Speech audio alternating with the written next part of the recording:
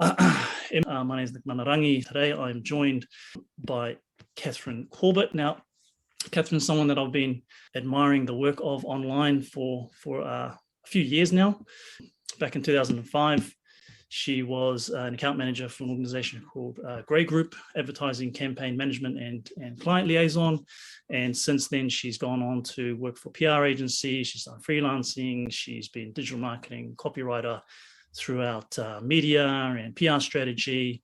And now she's running her own organization where she helps those that are looking to, well, she can tell you, but email marketing and copywriting. So thank you so much, Catherine, for joining me today.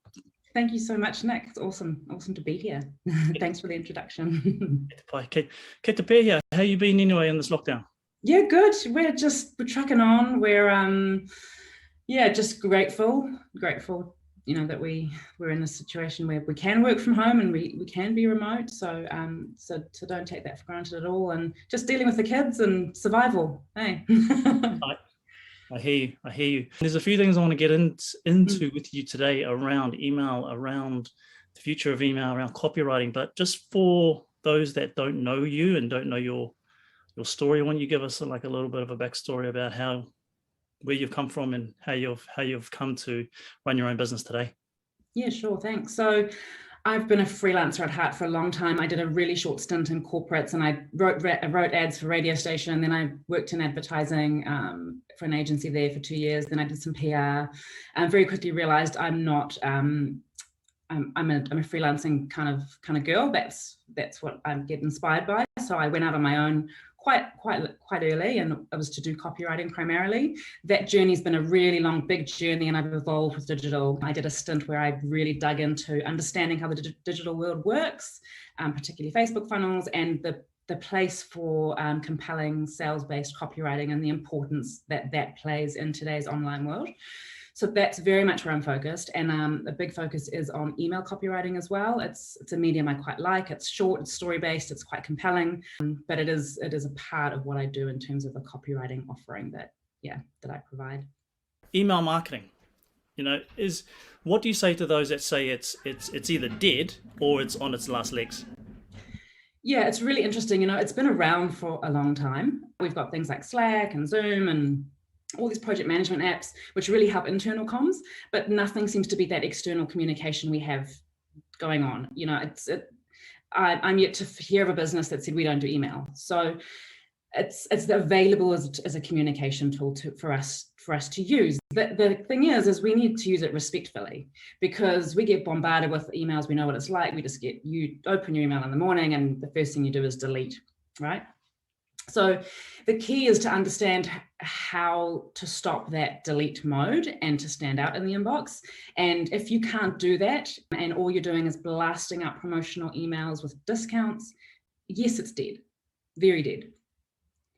But it's if you can respect your customer and where they are on the journey towards solving a problem that you provide a solution to, and you can provide compelling, helpful, interesting content that builds a relationship, there's a lot of scope. Klaviyo is a platform that I work with. They're an e-commerce platform.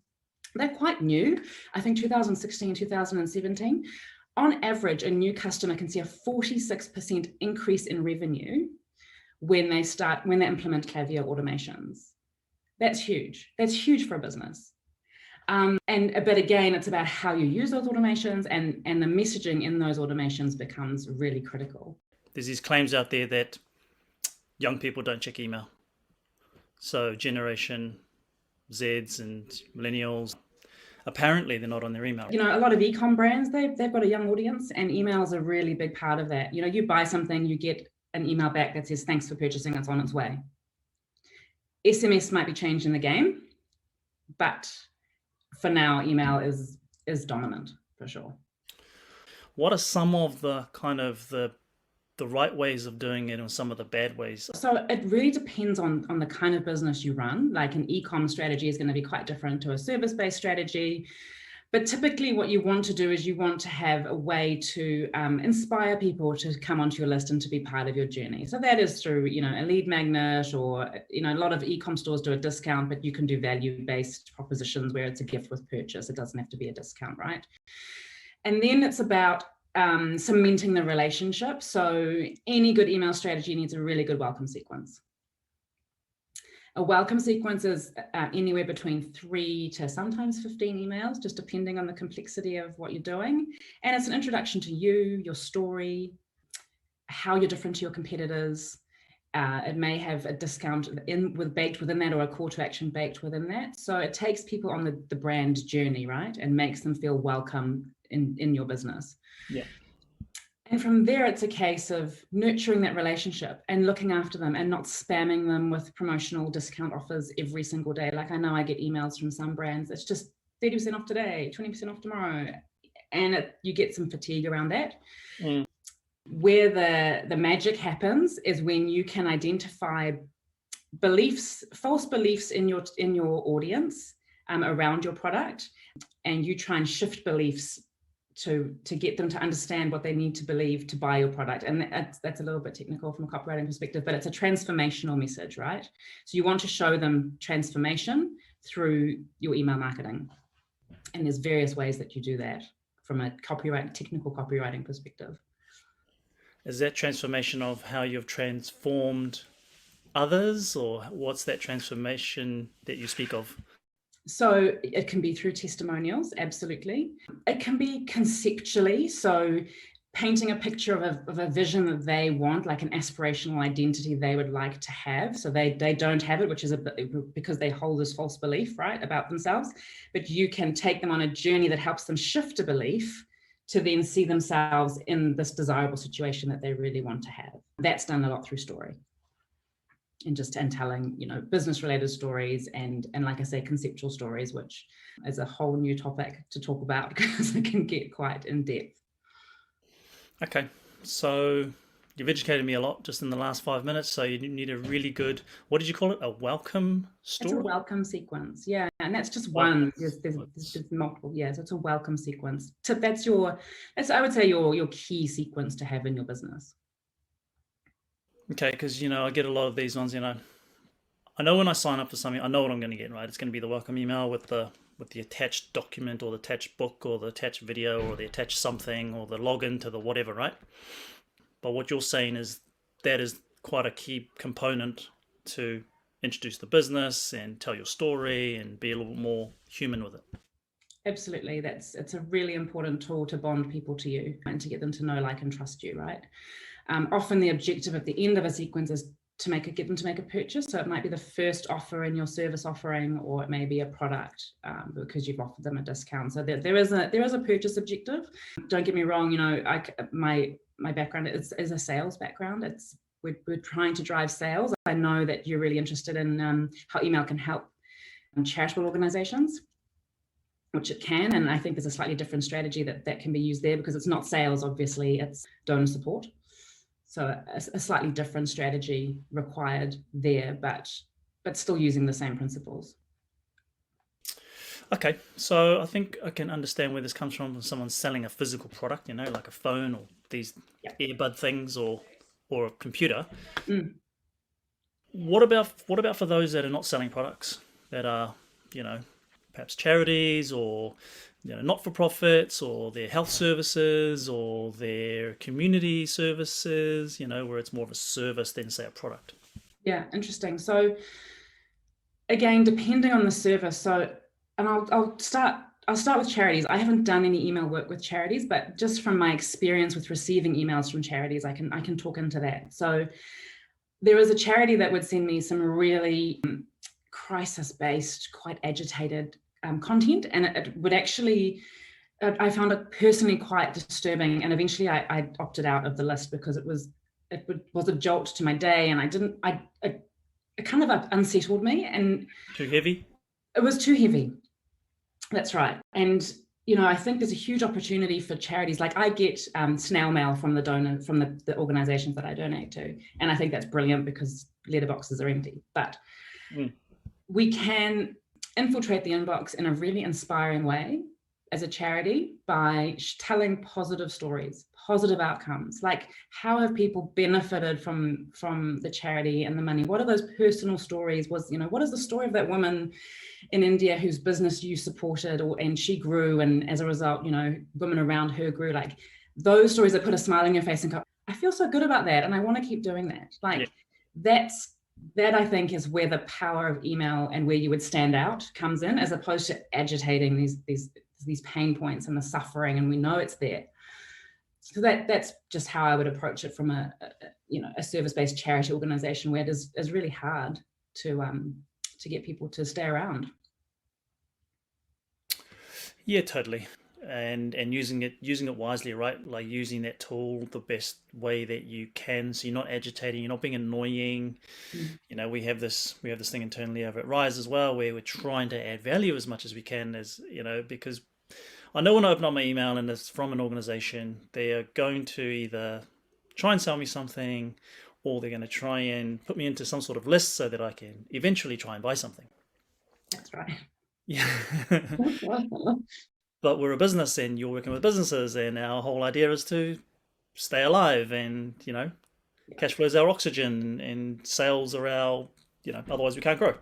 But there are obviously other ways that you can keep your audiences informed and up to date without trying to sell them something. Yeah, or you do it in a way that you speak to transformation. So you inspire them. Yes, you're selling to them, but you're inspiring them because you're solving a problem. You are making them feel better about themselves. You're speaking to an aspirational identity, and that, if you can tap into that and help people become what they want to become through your content, you're on a winning strategy. Okay. So if someone was wanting to implement some sort of email marketing, and what were some of the things that you would recommend they do before they even sit down and start typing up an email? So the first thing we need to do is we need to get people onto the list, right? We need to create a list. Like, that's the holy grail of email marketing. We need people that we can talk to. So it's creating some kind of a lead magnet, whether it's a workshop for a service-based business and people apply, join the workshop, or if it's a PDF or a downloadable, or offering a transformational piece of content. When you say list, what do you mean by list? Your list is the people who subscribe to your email database. That is that's the technical term. It's the jargon. It is the people who sit on your list, sit in your email database, and that you talk to, that you have the privilege to talk to, and it's treating them like that is a privilege to talk to them, right? And I always find it quite, and there's all sorts of techniques to get traffic and eyeballs onto that asset. That's an art in itself, but that's really critical part of success, because you need eyeballs on your asset. Once you've got the asset, then what I typically do, and I'll just talk you through my process so you kind of get a feel for how I think things through. But I run people through a really deep customer research process. And this is digging incredibly deep into how they think. You need to understand what their fears are for this process. You don't need to talk to them, but you need to understand them. You need to understand what false beliefs they have around their problems. You need to really understand their psychographic. It's what they do. It's what they enjoy. So very deep analysis around your customer. Once you've done that, you can then, and part of that is you look at their desires. So are there, 3 to 4 desires that your audience has that you can help them achieve? These then become what are called content buckets. And from those desires, you build your content around those desires. So I've got an example of one set of desires might be success, freedom, and money, if we're talking about the entrepreneurial business opportunity space, right? So everything you talk about would be around those 3 subjects. So that's how I would structure what I would talk about. And then from there, it's about finding interesting content to populate those buckets with, and then strategies for that. But that's essentially how I would look at the start of a process. And then I would look at, if you're an e-com business, all the automations that we would apply. And it's more than a welcome sequence. There's abandoned cart sequences, there's browse abandon, there's a whole lot of different sequences that are specific to e-commerce. And then if you are a service business, you have your welcome sequence. It's a bit simpler and a bit cleaner, and you'd probably just run straight to sending regular emails to your list as opposed to worrying too much about those automations.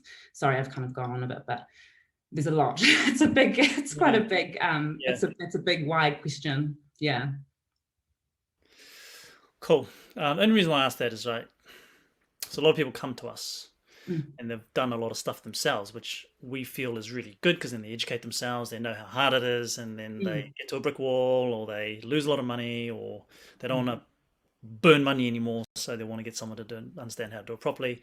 And a lot of times they're raring to go, right? They're like, when can we get this up and running? Today, tomorrow, like this. And there's a whole bunch of stuff in the back that you have to do first. And some customers might think, well, that's a waste of time. Yeah. Yep, but they kind of don't realize that if you don't do that, then you're wasting your time on the other end by just start typing up emails in the back of, say, MailChimp or what have you. So I just wanted to understand what the kind of process was before that. Yeah, it's a deep process. Massively deep process. Yeah. Okay, so email is going to be around for a while. I tend to think so. iOS 15 might prove us all wrong, but we'll wait for that update to happen. And young people open up emails? As far as I can tell, they are. Yep. And if some of these e-commerce stores didn't have email, how much, where would they be putting all that money into to get the same sort of results? I mean, it sounds like it's a fairly important part of their overall marketing mix. I assume they're doing ads. I assume there's also some like SEO and maybe some print ads. Who knows? I don't know what your clients are doing, but there's a whole big marketing mix, right? And email is making up a very important part of that overall marketing mix. It actually sounds like it's quite a pillar part, because when you go buy something, then you get an email, and then you get the story gets told about that organization. You become more familiar with that organization, pulls on the heartstrings a bit, tell some nice stories, and then you become a lifelong fan. That seems to be. That's right. It's your nurture. So when you've got your sales funnel, you've got your awareness at the top, which is our ad traffic and our SEO, the consideration and the nurture stage, that can be a really deep, long part of the funnel. And people can be on lists for years before they purchase, right? So that nurture is really critical. And then obviously the sale at the bottom. But it's at the moment, it's a pivotal piece of the pie. So unless something's going to come along and take over this nurture area, it's around here for a while. I would say so. And look, I think, and I mentioned SMS before, has the potential to play that nurture role, right? Because we've got our phones in our pockets all the time. If we opt in to say, yes, you can send me messages, that's essentially a nurture role, right? So there is that element to coming through quite strongly, and platforms like Klaviyo are really good at leveraging that. Oh, really? Yeah. So keep an eye out. Yeah. They're ahead of the game. Yeah. I'm not sure. I don't think it's in New Zealand yet, but it is coming. So, yeah. Okay. So you need a list first, obviously. You can't market to nobody. That's not the way it's done. So anybody watching this, if they've got a list already, are they good to go, or do they need that list to be updated constantly? Because a lot of businesses will have a list already of their own customers, right? And they would have, 1,000, maybe, some of our clients have got 4,000 on their MailChimp list. Are they essentially ready to go? No. Okay. No, you really have to be very sensitive around the list, the data on your list. And how long it's been sitting on that list for. If your business is 5, 6, 7 years old and you've got 10,000 people on your list, you've got to clean that list. You have to make sure that the people on that list opted in to receive marketing communications, because that's the law. So that's where it gets a bit gray as well, and can be quite tricky. But you can do what's called a sunset campaign on your list, which is a series of emails you send your list, very strategically crafted, that basically says, hey, we're here. We know you haven't heard from us for a while, but this is just an opportunity to say, this is what we do. We'd love you to hang around. No worries if you don't want to. Here's a big unsubscribe button. You give them the opportunity to do that. And from there, you delete all those people who have opted out, or haven't responded, and then you can go. Okay, cool. Because I'm just trying to think of this as, someone watching this, some marketing manager or owner of a business is going to say, great, I've got a list. I've got 10,000 names of businesses that used to come.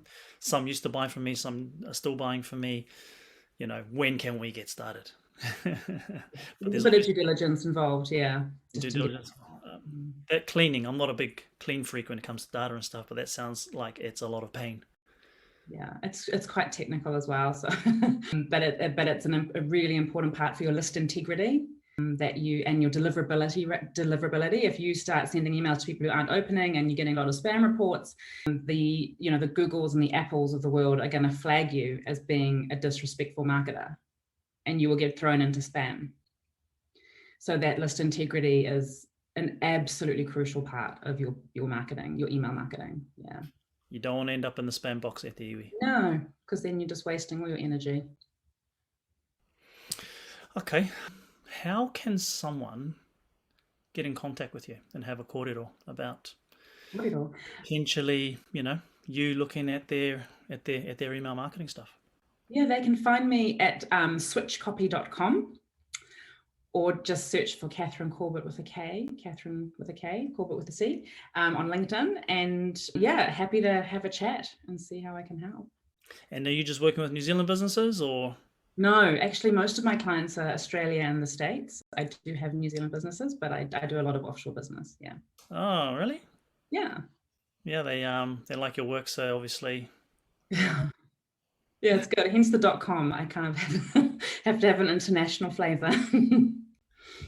Well, look, really appreciate your time today, and you've given me a lot of knowledge and expertise, and I work in this industry. Admittedly, email's not my strong point, but I'm not an expert at everything. So thank you so much. I hope everybody got something out of this. So thank you so much, Kat, for taking the time today. Thank you so much for having me. No worries. Have a good one. Cool. Bye. Bye.